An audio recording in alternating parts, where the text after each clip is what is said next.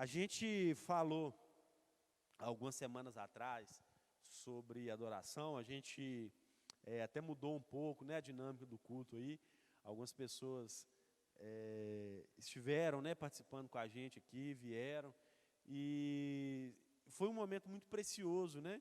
A gente falando sobre adoração, a gente ministrando mais o louvor, a gente enfatizando isso mesmo, né, levando como ministério de louvor, né, como parte aqui do ministério de louvor, levando mesmo a igreja essa adoração, entender esse lugar, construir esse ambiente de adoração, né? E a gente cai agora em algumas séries de palavras falando sobre paternidade, né? E é sobre isso que eu queria falar com você nessa noite.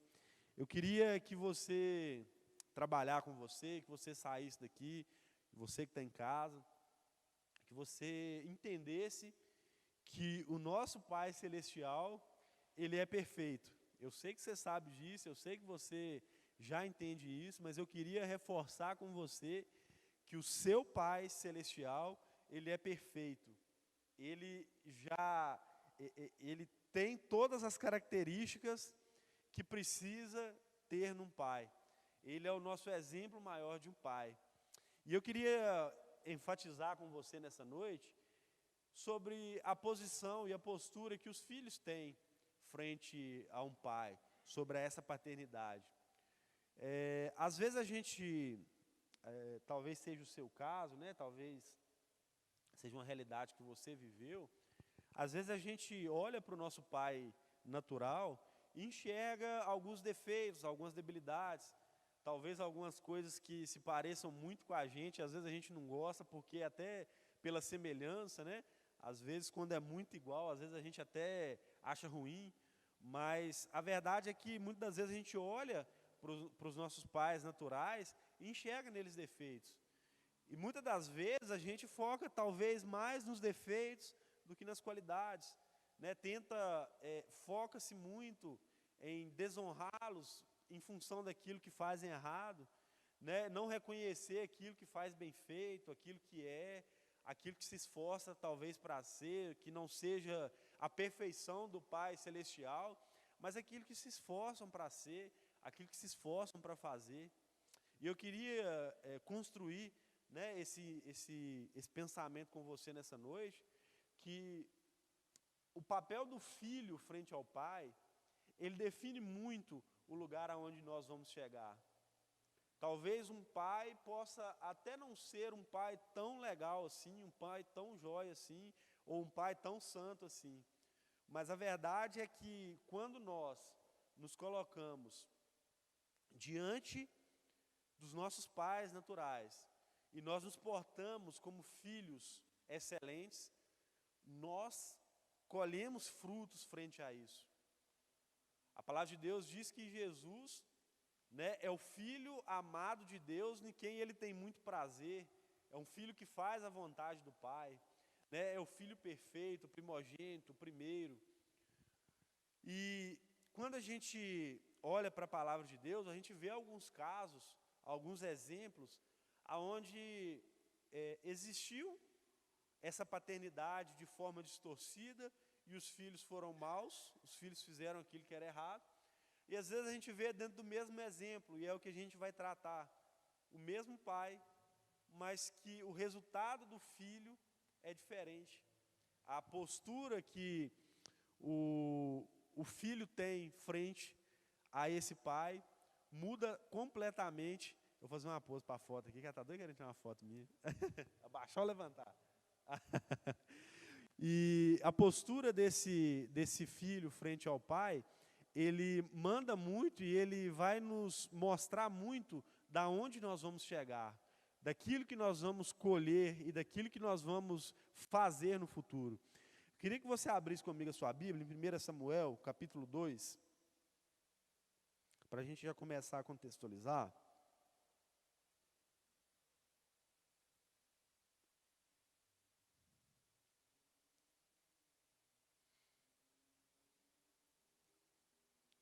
Primeira Samuel, capítulo 2, verso 12.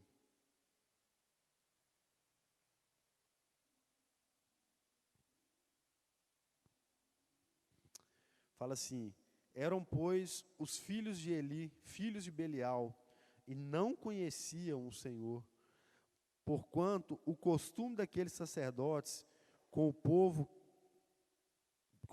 era que, oferecendo a alguém algum sacrifício, vinha o moço do sacerdote, estando se cozendo a carne, com um garfo de 3 dentes em sua mão, e dava com ele na caldeira, ou na panela, ou no caldeirão, ou na marmita. E tudo quanto o garfo tirava, o sacerdote tomava para si. Assim faziam a todo o Israel que ia ali a Siló. Também antes de queimarem a gordura, vinha o moço do sacerdote e dizia ao homem que sacrificava: dá essa carne para assar ao sacerdote, porque não tomará de ti carne cozida, senão crua.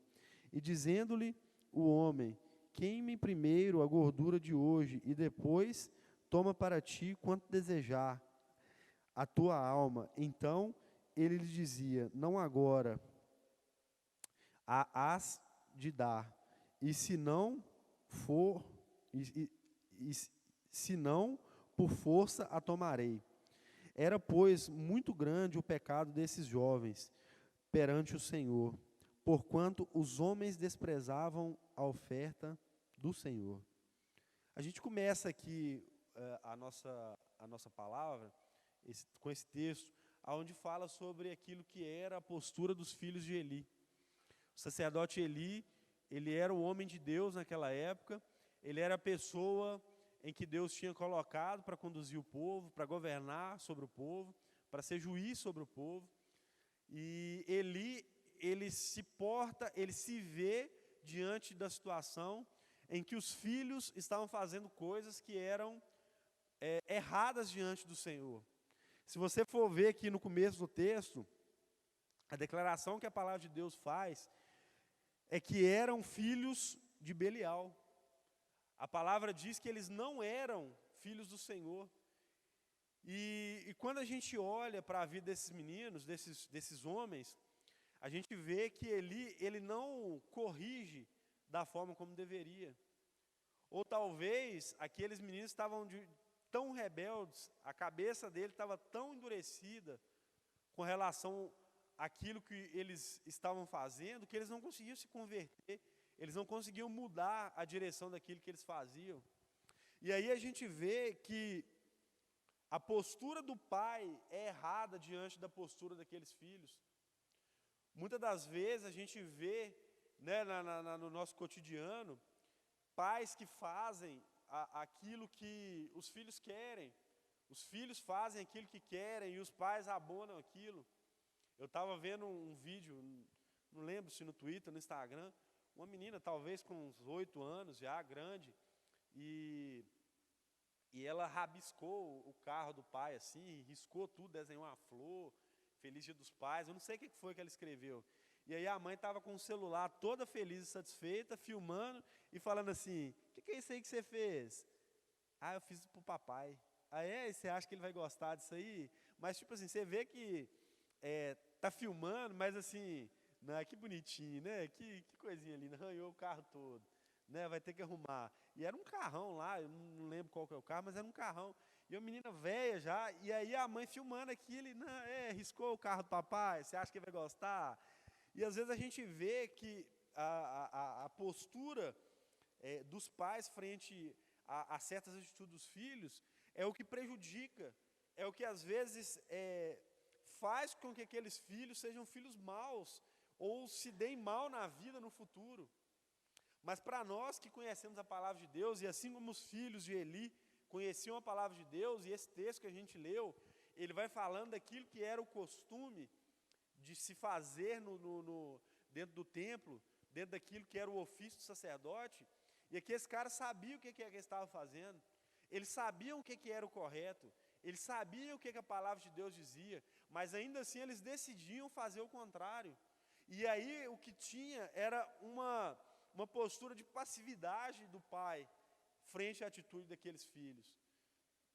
E aí o que a gente vê logo mais à frente é que a atitude dos filhos de Eli diante do Senhor foi tão abominável, foi algo tão terrível, que o Senhor diz claramente para Eli, fala, olha só, eu tinha para você que a sua família ia fazer, eu te falei isso, eu te prometi, eu falei que eu iria deixar que a sua descendência estivesse na minha casa, eu disse que vocês iam fazer, mas por conta da desobediência deles, por conta daquilo que eles fizeram diante de mim, que foi abominável, eu vou extirpar a sua geração, não vai ter mais, seus filhos vão...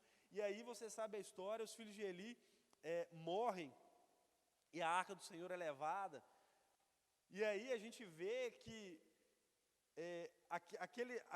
aqueles homens que estavam na casa do Senhor, fazendo aquilo que era errado perante o Senhor, eles tinham um pai passivo, eles tinham um pai permissivo diante daquilo que eles faziam.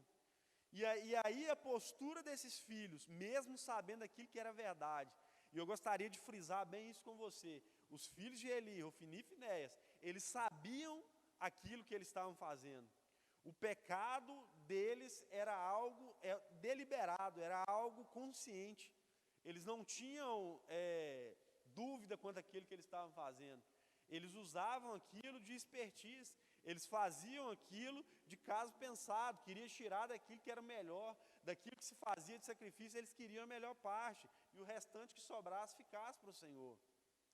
E aí, um pouco mais abaixo, a gente vê que Samuel, ele é consagrado, você conhece a história, Ana faz um voto com o Senhor, que se Deus desse a ela um filho varão, ela ia consagrar ele ao Senhor, e aí Samuel começa a ministrar perante o Senhor, ele começa a estar dentro do templo, servindo ao Senhor, com uma figura, com uma referência, exatamente igual àquela que era exercida sobre a vida de Ofni e Finéias. A mesma pessoa que estava diante da vida de Ofni e Finéias, o mesmo pai, a mesma figura patriarcal que existia sobre a vida daqueles dois homens, existia sobre a vida daquele menino chamado Samuel. E aí o que a gente vê é que Samuel, ele começa a servir na casa do Senhor, ele começa a fazer aquilo que era agradável aos olhos do Senhor, e o Senhor começa a prosperar, Deus começa a levantar aquele menino, e ele começa a avançar, ele começa a crescer, até que ele se torna o juiz de Israel, ele se torna o homem que está cuidando de todas as coisas. O que eu vejo nisso? O que isso nos mostra? Pode ser que talvez o nosso pai terreno, aquilo que a gente tem como referências na terra de homens, seja aquelas referências que Deus colocou na sua vida para algo. Talvez você olhe para o seu líder de célula, talvez você olhe para o seu líder de rede, talvez você olhe para o seu pastor e veja mais coisas erradas, fala, poxa vida, podia ser assim, podia ser assado. Mas a verdade é que, mesmo que existam defeitos na vida desse homem, e a verdade é que vai existir defeitos, a sua postura como filho, ela é extremamente importante para definir aonde que você vai chegar, para definir aquilo que você vai colher desse relacionamento. Ofni e Finéias decidiram fazer o que era mal aos olhos do Senhor. Eles não estavam fazendo algo, poxa vida, será que eu estou fazendo errado? Fiz sem saber que era errado. Todo Israel sabia o que eles faziam. Todo o povo de Deus conhecia as atitudes pecaminosas dele. Todo aquele povo sabia que aquelas práticas que existia no meio daqueles dois homens era abominável ao Senhor, e Eli não fez nada. Eli foi passivo, Eli foi um mau pai, ele não repreendeu da forma como deveria. Mas o que eu gostaria que você saísse daqui nessa noite fixado na sua memória é que aqueles dois homens, eles tinham todas as oportunidades de mudar, de se converter, de mudar a direção daquilo que eles estavam fazendo, de fazer a coisa correta. O que eu vejo muitas das vezes é não só pais permissivos, que os filhos fazem aquilo que quer perto deles e eles ok, mas eu vejo também filhos que demonstram determinada atitude frente ao pai, mas longe do pai é outra coisa, longe do pai tem outra atitude. E aí o que eu vejo na palavra de Deus é aquele texto que fala que Um falou que ia fazer, são dois filhos. Um falou que ia fazer e não fez. E o outro disse que não ia fazer e fez. Os dois são filhos do diabo, os dois são mentirosos. Né? E a verdade é que nenhum desses dois tipos de filho você deveria ser. A verdade é que a palavra de Deus, ela nos manda honrar os nossos pais, né? Seja pai, seja mãe, independente daquilo que eles são para nós. Ele não coloca uma condição para que você honre ou desonre. Olha só, você deve honrar se o seu pai for dessa forma, se for assim. A verdade é que a honra, ela é colocada na Bíblia como uma obrigação de nós como os filhos.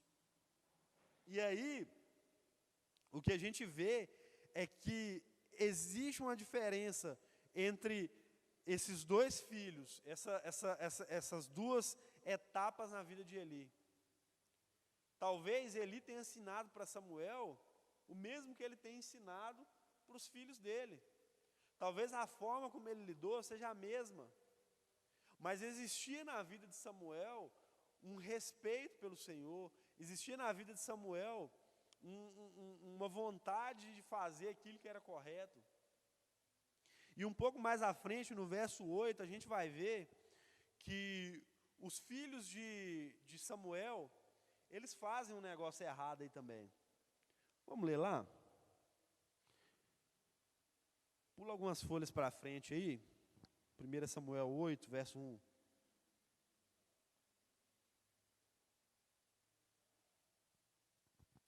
E sucedeu que, tendo Samuel envelhecido, constituiu a seus filhos por juízes sobre Israel. E era o nome do seu filho primogênito Joel, e o nome do segundo Abiás, e foram juízes em Berseba. Porém, seus filhos não andaram pelos caminhos dele, antes se inclinaram à avareza e tomaram presentes e perverteram o juízo. Então todos os anciãos de Israel se congregaram e vieram a Samuel a Ramá e disseram-lhe: Eis que já está velho, os teus filhos não andam pelos teus caminhos. Constitui-nos, pois, agora um rei sobre nós, para que ele nos julgue, como tem todas as nações. Agora a gente passa por um outro momento. Agora esse filho que foi um bom filho, esse filho que, mesmo diante desse pai não tão legal, ele cria os filhos, ele constitui os filhos ao ministério, talvez ensinando, fazendo aquilo que era correto, mostrando o caminho correto. Você acha mesmo que Samuel não foi um bom pai, que ele não ensinou aquilo que deveria ser feito, não colocou aqueles meninos para fazer aquilo que era correto, não ensinou o ofício a fazer com excelência, a fazer da forma como ele fazia? Agora a gente vê que existe um pai bom, com os filhos também ruins. Os filhos de Samuel, quando são enviados a uma outra cidade, e aí esses meninos eles estão a algumas centenas de quilômetros, né, da onde o pai estava. E aí quando eles estão longe do pai, o pai já velhinho, né, talvez lá com Alzheimer, talvez com já meio caquético lá, aí eles falam assim: nós estamos longe mesmo, vamos pegar um suborninho aqui, né? Eu não sei se a sua versão fala suborno, mas fala que se inclinaram à avareza e tomaram presentes. Algumas versões que falam que se entregaram à avareza, né? Eles aceitaram suborno daquilo que existia dentro do trabalho deles como juiz ali em Berseba. Na mesma categoria, no mesmo lugar, aonde existia um pai mau e criou filhos maus, que foram mortos por Deus, que foram ceifados por Deus por conta das atitudes erradas, existia também dentro desse mesmo pai um filho bom, que cresceu, que avançou, que prosperou, que fez aquilo que era bom diante dos olhos do Senhor, que se tornou a maior autoridade do povo naquela época, se tornou a maior autoridade que existia no meio do povo, mas que ainda assim teve uns filhos que não foram muito legais.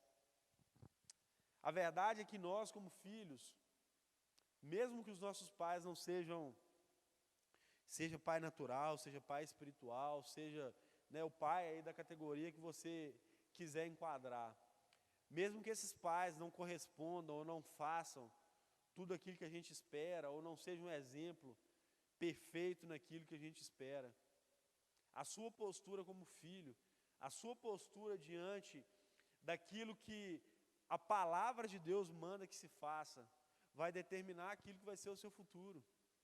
Você pode escolher viver como Samuel, vivendo uma vida diante do Senhor, sendo alguém de renome, sendo alguém grande, importante dentro do reino, alguém que consagrou Saul como rei, consagrou Davi como rei, que foi colocado ali, né, na história do povo de Israel como alguém muito importante, mesmo não tendo uma referência de sacerdote tão excelente assim, mas a postura daquele filho fez com que ele chegasse a um lugar de excelência, fazer o que é certo, independente daquilo que está ao seu redor. Muitas das vezes a gente se baliza por aquilo que é ruim, por aquilo que está por baixo. A gente olha aquilo que está acontecendo ao nosso redor e usa aquilo como pretexto, como desculpa para fazer mais ou menos, para fazer mal feito. Mas a verdade é que o Senhor espera de nós a perfeição no sentido de buscar a palavra dEle com a maior excelência possível. Tem um outro exemplo que é muito legal dentro da palavra de Deus, é o exemplo de Timóteo. Ele tem a sua mãe e a sua avó como pessoas que eram servas do Senhor, como alguém que temia o Senhor, a qual Paulo cita como alguém que os precursor da fé naquela família. Fala, olha só, aquela fé que habitou primeiro na sua avó e depois na sua mãe. E o pai de Timóteo não era um pai tão legal assim, ministerialmente dizendo, mas aí Deus coloca na vida dele um pai para fazer com que ele chegasse ao lugar que Deus queria. Coloca aquilo que era a ferramenta necessária para que ele se desenvolvesse. A verdade é que, como eu disse para você no começo, Deus, Ele é um pai perfeito. Deus, Ele é um pai que já tem todas as características, Ele é a referência, Ele é a característica de um pai perfeito. E nele, mesmo que você não encontre essas características naquelas pessoas que estão do seu lado ali como pais, você pode se espelhar nele, você pode ver nele aquilo que falta e fazer aquilo que está na palavra dele, fazer aquilo que está escrito. A palavra de Deus, ela é ensinada para nós, né? Eu disse para você que nos avisos que tem várias oportunidades, e ela é ensinada para nós constantemente, para que nós possamos nos alicerçar nisso, para que nós possamos aprender a fazer aquilo que é correto. Não quer dizer necessariamente que um pai bom vai gerar filhos bons, e não necessariamente que um pai mau vai gerar um filho mau. Se o filho for bom, se existir temor no coração, se existir dentro de você, como filho, uma postura de filho como a de Jesus, obediente, temente a Deus, faz aquilo que vê o pai fazer. Jesus dizia, olha só, eu faço aquilo que eu vejo o pai fazer. Eu reproduzo tudo aquilo que eu vejo o pai fazer. É isso que existe na minha vida. É isso que existia de excelente na vida de Jesus. E aí nós precisamos aprender a ser filhos bons. Você pode viver uma vida muito aquém por decidir ser um filho mau, por decidir não viver aquilo que é a postura de um filho bom. Um filho bom honra, um filho bom respeita, um filho bom reconhece aquilo que tem de características, aquilo que tem de excelente na vida do pai, aquilo que tem dentro daquele contexto onde ele está vivendo. E eu tenho certeza que Deus ele vai sempre suprir e colocar aquilo que você precisa, aquilo que está deficiente, aquilo que está carente, aquilo que está faltando. Talvez aquilo que faltasse na vida de Eli, existisse na vida do pai dele, existisse na vida de Eucana. Talvez o pai natural de Samuel fosse realmente aquele exemplo naquilo que talvez Eli não fosse na vida dele. Mas aquele menino decidiu viver aquilo que ele foi gerado para ser. Ele foi gerado para ser consagrado ao ministério, foi consagrado para viver os dias dele servindo ao Senhor. E ele acreditou e ele viveu a promessa que a mãe dele fez. Ele acreditou naquilo ali e viveu até o fim.